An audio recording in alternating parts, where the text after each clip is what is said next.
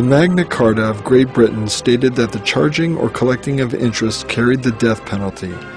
It was not until William the Orange of the Netherlands of the Habsburg bloodline, who married Queen Mary and created the Bank of England in 1694, that the Magna Carta was circumvented in Great Britain.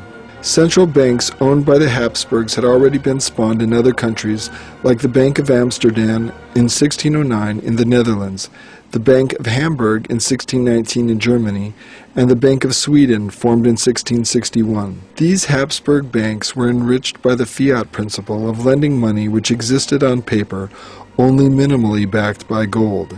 This money out of air was then lent to governments, which were charged interest on this debt through taxation of its citizens, thus empowering the banking families as overlords. Alexander Hamilton, as Secretary of the Treasury, created the Bank of the United States, which was privately owned and lent money to the United States, creating immediate debt, but it caused so much poverty and rebellion that it was shut down. However, the Second Bank of the United States was created to fund the War of 1812, owned by the Bauer-Rothschilds family of Frankfurt, Germany. Germany had also lent money and mercenaries out during the Revolutionary War of the United States. In 1832, President Andrew Jackson vetoed a bill to extend the charter of a Rothschild's Second Bank of the United States, from which the U.S. had borrowed monies to wage the War of 1812. Jackson denounced the central bank as unconstitutional and a curse to a republic, inasmuch as it is calculated to raise around the administration moneyed aristocracy, dangerous to the liberties of the country. The Rothschilds family retaliated when in 1835 an assassination attempt was made by Richard Lawrence.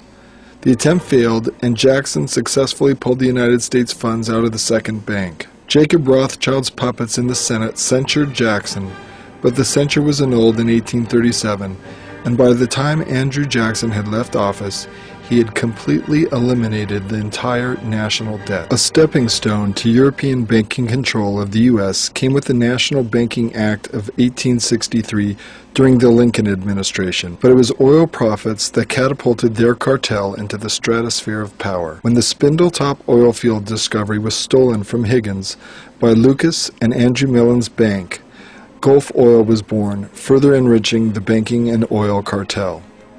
The Warburg family, represented by Felix and Paul Warburg, consolidated large-scale banking operations in New York City in 1901, where they purchased partnerships in the investment firm of Kuhn, Loeb and Company. Rockefeller crony Jacob Schiff was a senior partner. The German banker Paul Warburg, representing the Habsburgs and centuries-old European banking families, began advocating for central banking in the United States as early as 1907, propagandizing in the New York Times with articles like "A Plan for a Modified Central Bank." A clandestine meeting of several top bankers occurred on the premise of duck hunting